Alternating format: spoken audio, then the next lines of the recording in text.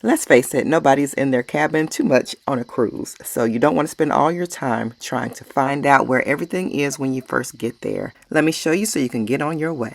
Sometimes the elevators are crowded and you can use the stairs. So since we're going down to our room, we're going to use the stairs. So it has information to help you find your room, and we're in room 2411. So this is the hallway going to our room. So when you first come up to your room, this is where your key card is. Don't be like us. And we were looking all around and trying to use our C-Pass and get in the room because we didn't see that at first. So your key card's up there. And then it has one for him, and then there's one for me. And this is going to be your card. It has your name at the top. So it's going to be your card for everything on the ship. Transactions, to get in your room, because this is a cashless ship. So the key card is used for just about everything. So don't lose it. This is what the room looks like at first glance. It's a little dated, and the couch needs to be replaced, but it's clean. Okay, and see, you go in like this. And there's the bed, there's a couch. We are in the inward rooms.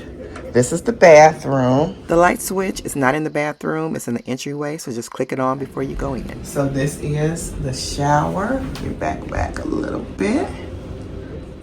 It's big enough for you to get in and shower and get clean. And they have what they always say on some of the other videos, to bring your own shower gel or your own body wash, because this is not the best, but you be the decider of that. But there's your body wash. It's a laundry hook.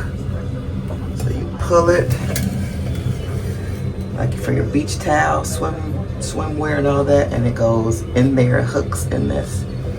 Ooh, and this little metal thing, and you clamp it down and lock it in, and then it just goes right back in there.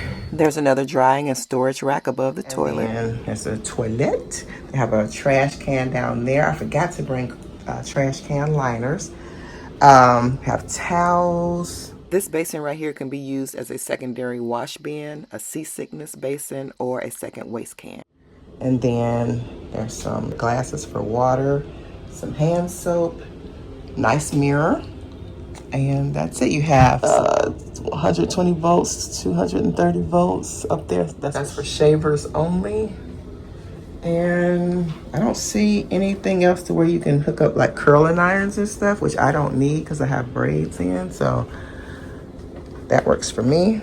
But that's the bathroom. Just spacious for one person at a time, or an adult and a small child needing help. And there's a step going in, so make sure, because I stumbled on that, make sure you watch that step like it says. And these are some hooks for you. We also brought some magnetic hooks because the walls are magnetic. So I got 2 hooks, so if we need to hang a bag on or anything like that, we can do it on the wall. So there's 2 twin beds pushed together. They could have been separate if you wanted them, but we wanted ours pushed together. And then we asked for a mattress topper so that the bed will be really soft.